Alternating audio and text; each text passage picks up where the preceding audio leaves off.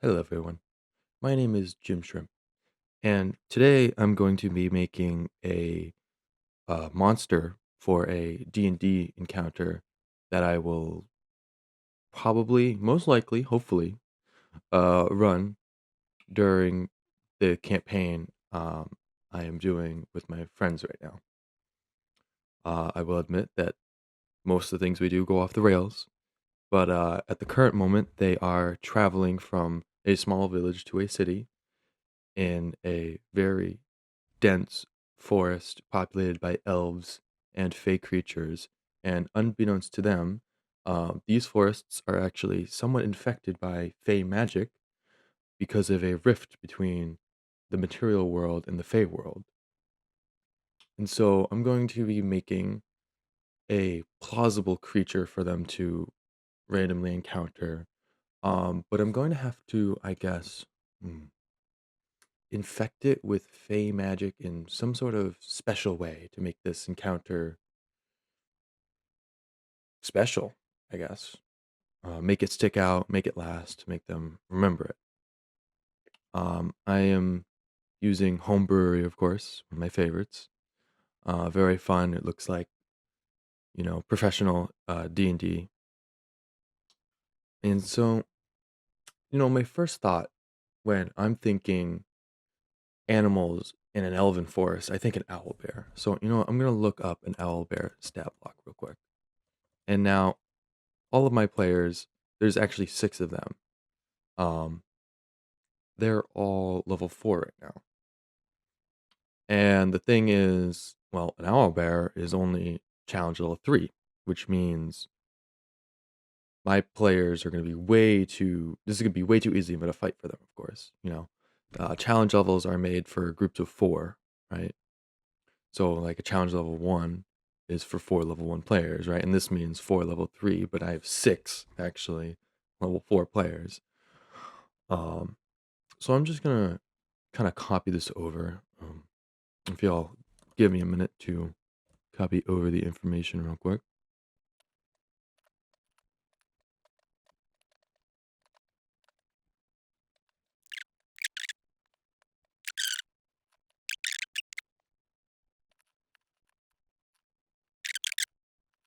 What a fact. My genius knows no bounds. I could have saved myself all the time in the world. What is it? 1, 2, 3. 1, 2, 3. 1, 1, 2, 3. Oh, 1, 2, 3. Oh, oh, oh, oh. 1, 2, 3. Wow, that was quite efficient, I will say. What else am I missing? Nothing else? 7 to reach, 2 attacks, 1 with this. Of course. All right, now we have our owlbear. Now comes the fun part. Mixing it into the world to make sense, to make it fun, to make it special, to make it stand out. Now, this creature has been infected by, not infected, more corrupted, I'd say. Meaning it has unstable magic within it. And so, what I think I'm going to start off with is, um, first of all, I'm going to start off with the name, and I'm just going to keep it simple. The Corrupted Fey Owlbear. Did I spell that right? I believe so. First part, nice and easy. Simple names. Your players are never going to see these, but I always do them. I think they're fun. It helps me stay organized. When I read Corrupted Fey Owlbear, I know it is going to be in this forest they made that is being corrupted with Fey magic, right? You don't have to do this, I will say, but it is a fun thing that I do. Now, the other part is HP and armor class. Now, I will admit these don't have to be done first. The entire act of making a creature and then trying to balance it for your party is doing a little bit of everything at once in a certain sense.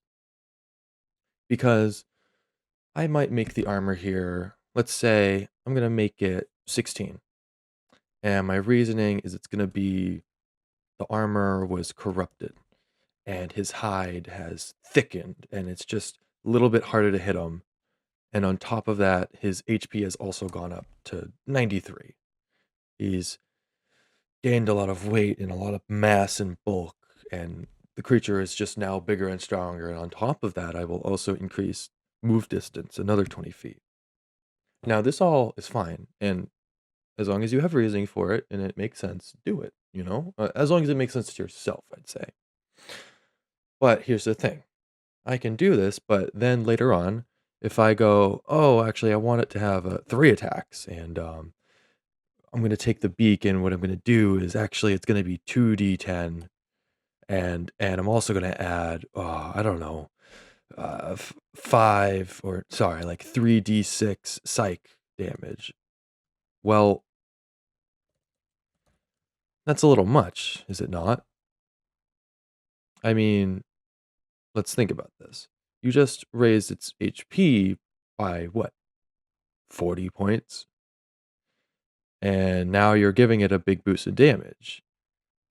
Now, how would this turn out in combat? You don't actually know. But the thing is, you have to think about these things because this might end up being too much. And so what you do is you give it all this damage and you go, oh, well, maybe that's a lot of damage. Maybe I'll turn down the HP. And so you actually turn it down to like 69. And then you decide, but here's the thing. Now it's got 60 feet of movement. It could really go anywhere and it could attack and it could probably take the opportunity attacks. There's just all these things you have to think about while you're doing it. And then you decide, ooh, you know what? I'm going to give it a cool ability, And on top of it having advantage on perception checks, it's going to have some sort of magic resistance, Well, now that's just another factor to keep in because now it just makes your casters weak. And if that's the point of the fight, to have a creature that is weak against casters, then that's a beautiful thing to add. But at the same time, are you sure you want to still have that while your damage is super high? Are you sure you want to have your wizard cast a firebolt? And not only does it take half damage to magic attacks, but on top of that, it succeeds on its dexterity saving throw or whatever the spell requires. And so now you're having the half damage. And then what? Your owlbear is just gonna run up and do what? 3 attacks, 6d10, and then another what? 9d6 on this freaking little wizard, and suddenly down in 1 because the wizard wasn't able to get any good damage on the thing. You have to think about these things as you're doing it. There's a lot to consider often. So you just need to keep everything in mind. And honestly, to me, I think it makes sense to have the HP go up. In my mind, it does make sense that this thing would have HP. What I'm going to do here is I'm going to go for more of a fun boss fight. I'm going to keep the damage relatively low in the sense of I'm not going to buff it up too much. I'm going to just, I'm going to keep this piercing damage pretty similar. So it was at a D10. I'm going to make it, let's say, 2d8. Sounds pretty nice. It's not too much more. It's got a better average, but it's not like I'm doing 2d10 or a d20. That seems a little excessive. But, I'm buffing it up a little bit, but I'm not buffing it too much. To me, this boss fight is going to be them just chipping away at this monster. To me, the more turns there are and the more you're hitting it and the more damage you're doing, I think that's more fun. And so, with that idea, to me, it might make more sense to make the armor class actually go down instead of 13 to 11. And maybe instead, this creature has been getting bigger, but at the same time, its hide has been getting weaker, and that's why it's been getting bigger, you know? Another thing, you could make you could make more abilities, right? Like magic resistance, that was maybe a little much, but it is always good to come up with things. And so maybe because this thing is corrupted fey magic, maybe I'll have something where it's like some sort of corrupted pulse, you know? And it's like melee attacks, melee attacks that hit, or sorry, when this creature is hit with a melee attack, the attacker must make a, I don't know, dexterity saving throw, dex saving throw, DC, 13, or take 2d4. I'll do 1d6. 1d6. We'll just keep it simple, and we'll say force damage to give it to hammer in the point of pure magic infecting this thing. And we'll do that. We'll add this idea that this thing is so corrupted by this fey magic that it is literally overloading it. And that's why it's getting bigger, right? It has more HP, but it's also overstretching its skin, making its hide weaker. But at the same time, if you do attack it, you end up accidentally unleashing yourself. Kind of like this magic, you slice a hole in it and the magic blasts at you because it's trying to escape from this creature corrupted. Another thing, that's something I often like to do, making special abilities, of course, it's one of the most fun things to do. But again, you need to be careful about it, right? Because you can't just make a breath charge or like a breath weapon with no charge, or some sort of aerial effect thing with no check to half the damage, you have to be careful. And so personally, to me, what would I do for this one? I feel like it would have some sort of, I guess, projectile. I'm thinking a projectile. You know what? Let's think about this for a moment. Let me think. I'm gonna open up this website to see some monsters and see if I get any ideas. One of the best things you can do, of course, is just flat out steal things. Right now I'm just taking an owlbear and I'm editing it, but some of the best things you can do is just go and click on any other monster and then take its ability and maybe switch around what damage it does and stuff like that. It's one of the simpler things to do, but it is one of the most effective things. And it also helps, not add too much. That way you're not adding an ability that's like, make a strength check. If you roll this happens. If you roll this happens. You're gonna take this damage, and this damage, but this one would be like, you can't make it too complex, convoluted. You need to keep it relatively simple, and keep most of the flavor in a few abilities, and then in the reasoning for its existence and how you describe it. Because when I describe this creature, I'm gonna have to talk about, you know, its hide. Its hide looks thin, but its body is huge, and it has magic that looks like it's seeping out of it. And then when players attack it, they realize, oh, that meant it had low AC, it had high damage, and then when I melee attack it, this magic literally comes at me. And then another thing I could do is, like, if I wanted to do, I could keep it simple here and just do like a breath weapon. I think it's a little boring, but I could do that. What you could do when you're describing the creature is, and as it screams at you, you see a faint glow in its mouth, like something's trying to escape, you know? So you've got to think about, right, what you're doing and then how you're going to describe it and how to make those things make sense. So that way, when your characters are fighting this creature, they're not just asking questions every 5 seconds what they see actually matches what's happening in the fight, of course.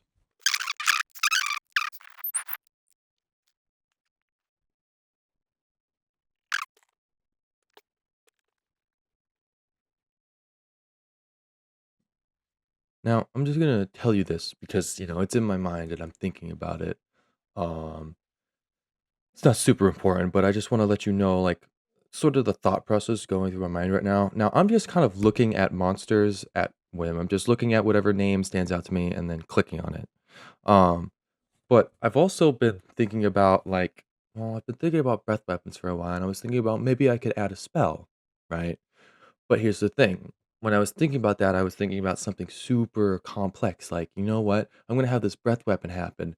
And then you're going to roll a dice. And then that's going to determine how many people it hits. And then you're going to roll another dice. And that's going to determine the spell. And like, you can do those things if you can find a way to make it simple. And in the moment, I'm not able to think of a simpler way to do it.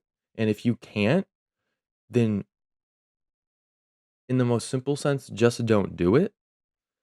But if you really like the idea, write it down, save it for later, I'm just trying to do this really quickly, um, just because this isn't gonna be a super intense encounter, but just know that, like, I'm having all these great ideas that I'm loving, but, like, I can't use them because I'm trying to stay simple, and so if you're trying to stay simple, just throw those thoughts away or write them down, They're not completely useless, but they're not what you need right now.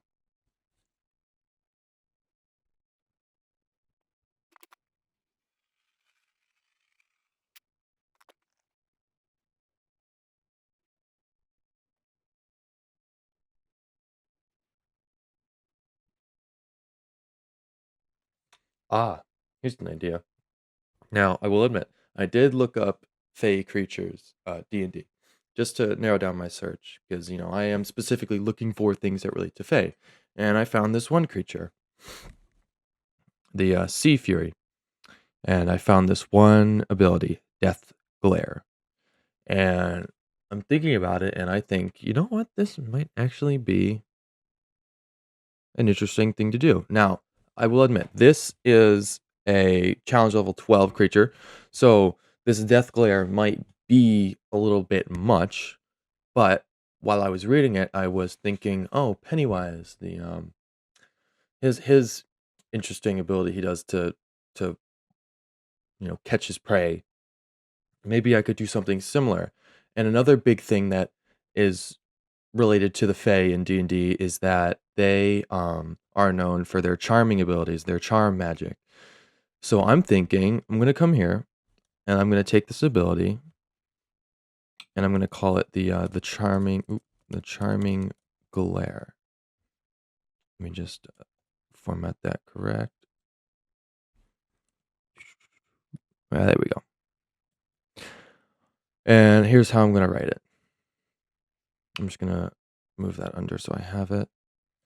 The owl bear opens its mouth to a creature it can see and target within, we'll make it 30 feet just to be simple. That creature must make a, I'm gonna say, for now we'll make it wisdom saving throw. Let me put the DC. I'm gonna keep it simple. DC, I'll make it 13 again just for continuity. Make a DC 13 saving throw, or else they will be charmed for the next two turns. Now reading that seems a little simple. Now I could go one of two ways. I could make the ability stronger and then add a recharge where you roll a d6 and then on a 5 or 6 you get the ability again. Or I could keep it like this, but what you do is you give the owl bear the ability to do this.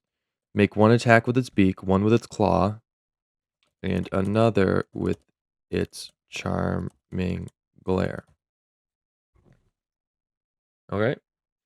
Now, how I balanced that was, again, like I just said, you either make the ability stronger but less frequent, or you make it more frequent but weaker. That was kind of the concept. The concept with the hit points in the armor class. You make the armor class weaker, but you give it more hit points. Or you make the armor class stronger, but you give it less hit points. It's that idea of balance. What feel do you want when fighting this? And to me, I think it would be more fun if this thing was constantly looking at players and charming them rather than doing one big attack at one player, for a recharge. I think this monster is more fun if you're just constantly battering it and it just won't go down. It's these things that you have to think about, like, what do you think? I mean, only you know your players the best, you know? And to me, I feel like it's best for my players when they're fighting something strong and squishy. Squishy in the sense that you're always hitting it, right? And you're always attacking it, jabbing at it.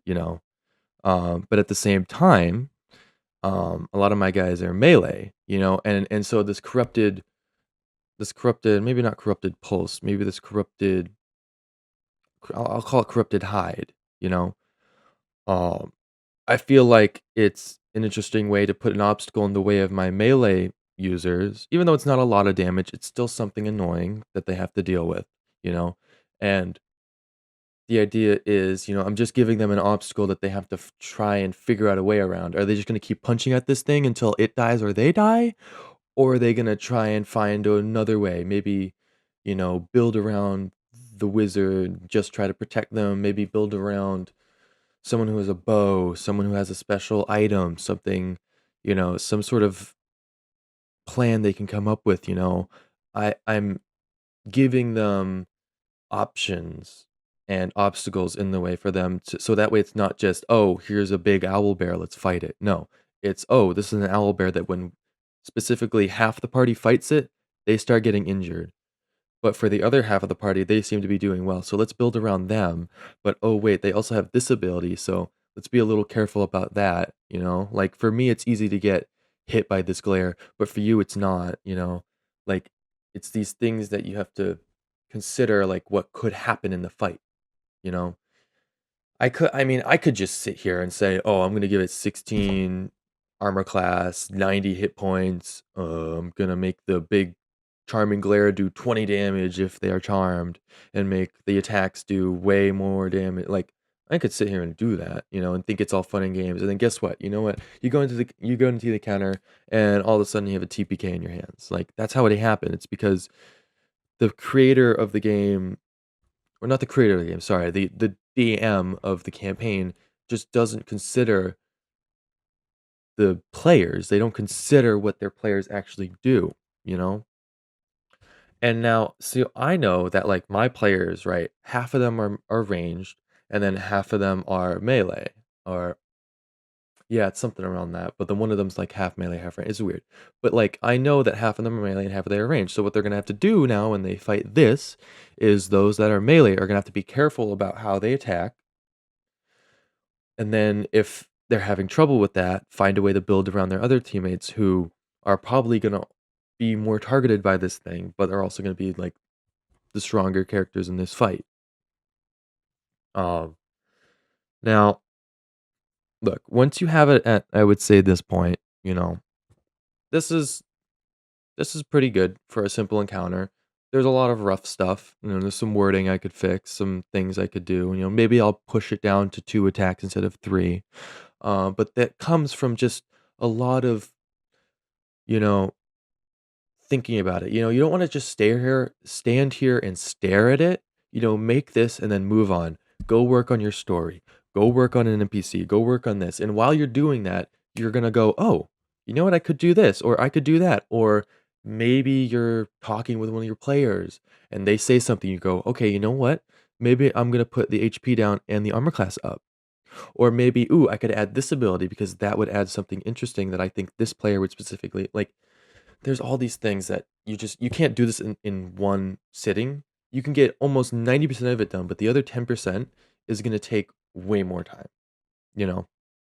It's just things like these you somewhat have to take your time with. And honestly, you could just take that 90% and then guess what? You go to the encounter, it starts going one way, and then you decide there, you know what? They've already done 75 hit points to it, and the party's looking pretty weak. I'm gonna say the next attack just kills it. Or maybe I'll fudge a few rolls, or maybe I'm gonna decide this ability does something a little different because my players don't understand it, right? Like, as much as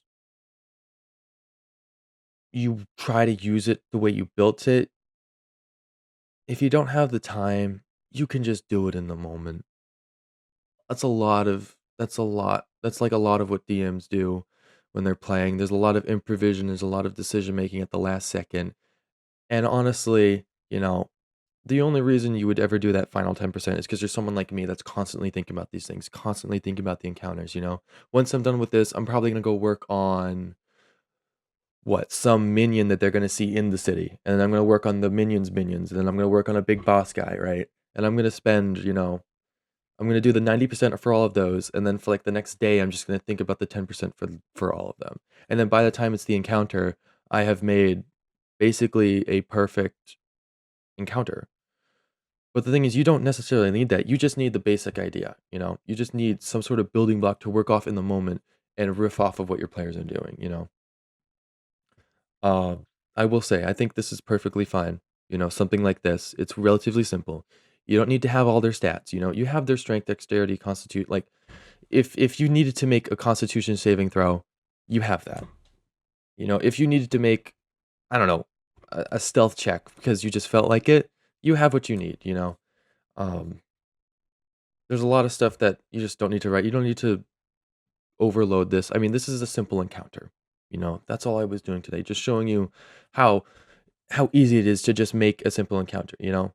All you need is a stat block. I mean, you could write down your ideas, you can write down the backstory. I mean, I'll be honest, I came into this knowing what my players were doing. But like, it doesn't have to necessarily be like I know exactly what's going from here to here. You could just come up with an encounter, and then guess what? Holy crap. Your players are going from point A to point B, and holy crap, they decided they're going to go through this forest, and you just happen to make this dire wolf that shoots corrosive acid because some hag in the middle of those woods was experimenting on it. Boom, put it right there. Make that the encounter. You didn't make it for that moment. You just made it because you were making it because you wanted to make an encounter, and suddenly you have the perfect moment to use it. Like, you can just make these to make them, but if you're really trying to get it perfect, there's a lot of things to think about. But at the same time, getting the fine details done doesn't matter that much because you can always change it once you get to that point. Thank you for watching the video. I hope you guys learned something. I hope you, I don't know, maybe enjoyed it a little bit. I hope this helped some of you out. I think this helped me out because every time I make a stat block, every time I think about the world my characters are in, or I think about how the encounter goes, or, even just searching through these characters, I'm usually just flipping through the monster manual. I'm not in my free time, I'm not that much of a loser, but it is something I do for fun sometimes. Just thinking of ideas, thinking of encounters. I have a whole backlog. If you looked in my home brewery, you'd see like 60 different things I've made. Things you can creatures you can tame, NPCs, other monsters like this. It it's quite an interesting thing, but I hope you did enjoy this video. I hope it helps you out a bit. I hope it helps you understand what this can look like from the perspective of a DM. I will admit, I'm not a very long time DM. I've only been doing it for a few months, but I have been trying my hardest. And I have learned a lot in the few sessions that I have DM'd with my friends, and from all the stuff I've seen online. And I will say that I'm taking this from the perspective of someone who likes to over prepare, but I do that because I find fun in the preparing. And so this is just to demonstrate that it doesn't take too long. Even though this is somewhat of a longer video, um, I could do like 4 of these in like one sitting, and do them very quickly. It's a little longer just for demonstration, but yeah, I hope you guys did enjoy the video. I hope this helped you out. Thanks for stopping by.